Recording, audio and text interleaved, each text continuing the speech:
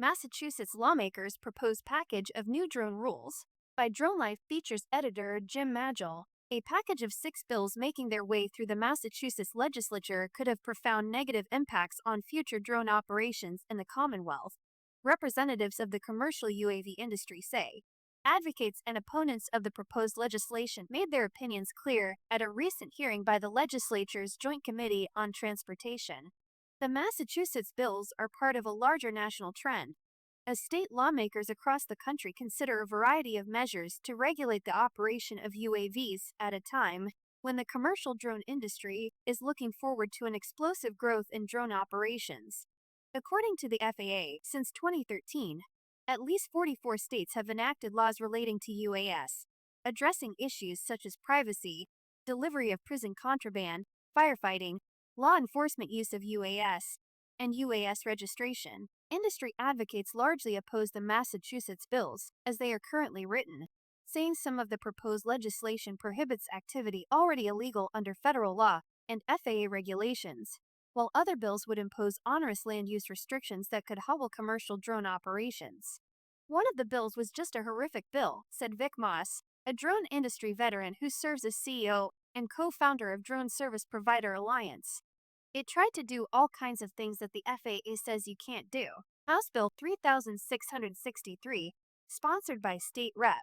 Brandy Fluker-Reed, would prohibit commercial drones from taking off or landing within 150 feet of a wide range of sites, including airports or helipads, aquifers, places where children congregate, military bases, and critical infrastructures facilities such as power plants, gas utilities, solar fields, wind farms, or water treatment facilities.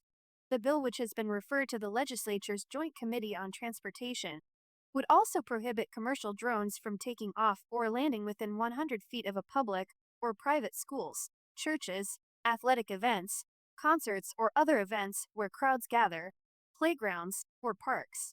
Moss, a Denver-based commercial photographer and videographer, called the proposed restrictions under H. 3663 heinous, and predicted that the bill would not likely become law in the state. Other drone-related bills being considered by the Massachusetts legislature include H. 3618, prohibits the operation of a small, unmanned aircraft system within 400 vertical feet of a school zone without the authorization of the superintendent of schools. Proposed by Representatives Bruce Ayers, Margaret Scarsdale, the bill establishes fines for violations. H. 3800, proposed by Rep.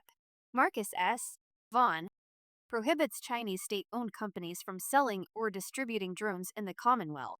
S. 2454, proposed by Senator John Velis, proposes various regulations for unmanned aircraft systems, including operating a drone in a way that disrupts the flight of manned aircraft. S. 2438, proposed by Michael Rush, prohibits arming drones with a weapon capable of causing serious bodily injury or death. H. 3749, proposed by Brian Murray, prohibits municipalities from enacting or enforcing any ordinance regulating the use of drones except as otherwise authorized by the FAA or by state law. Legislation could run afoul of federal preemption. Moss said flaws in several of the bills indicate that the lawmakers who sponsored them are not familiar with existing aviation laws and regulations governing UAV operations.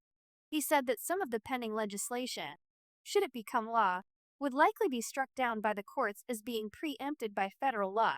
According to an FAA fact sheet on state and local regulation of UAS, the FAA has exclusive regulatory authority over matters pertaining to aviation safety and the efficient use of the airspace.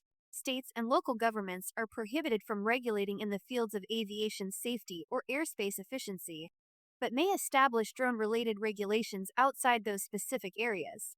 While a state or local law that conflicts with FAA regulations definitely will be preempted, state or local laws affecting commercial UAS operators not in direct conflict with federal laws nevertheless are more likely to be preempted than laws that are designed for recreational drone operations, the fact sheet states. Hayden Spitz, founder of Boston Drone Productions, was one of 3 drone industry representatives who testified at the recent joint hearing against the group of drone-related bills. In an interview with DroneLife, he said that although the legislation was well-intentioned, Several of the bills would create onerous restrictions on commercial drone operations, while others duplicated or conflicted with existing federal aviation regulations. They were brought in by people who have legitimate fears and thoughts, like not wanting people to fly around schools or around airports and things like that, he said. Legislation restricting the areas in which commercial drone operators could fly, such as close to schools, aquifers, or any federal building, would effectively ruin a lot of real estate photography, Spitz said. It would effectively stop them, or have them have to jump through a lot of hoops to be able to do what they're doing right now. Several of the proposed bills, such as those containing language prohibiting installing weapons on drones, would likely be struck down by the courts because they prohibit conduct already forbidden by federal law. That would just conflict because of the wording that they're trying to impose in the Massachusetts laws, he said. And then, of course, the bill to stop Chinese drones as well is just silly. That proposed law, H 3800, is similar to legislation under consideration in a number of states, as well as at the federal level. These laws and legislative proposals attempt to curtain the theft of drone-collected data and to promote the growth of the U.S. drone industry by prohibiting the sale of products made by industry-leading drone companies, such as DJI and Hotel. Spitz said the effect of such a law, however, would be to penalize current users of those Chinese-made products, which often feature superior capabilities compared with similarly priced American drones. Getting rid of DJI would effectively ruin many careers because they are the absolute best quality drones for what is available right now, especially at the price point. A ban on Chinese drones also would hit especially hard at educators teaching the next generation of drone operators and their students, who might not be able to afford the more expensive American-made products, he said. Some drone legislation likely to become law, while all 6 of the proposed bills are likely to undergo substantial changes as they make their way through the legislative process, or fail to become law altogether. It is also likely that the lawmakers will pass some form of drone-related legislation in the coming months.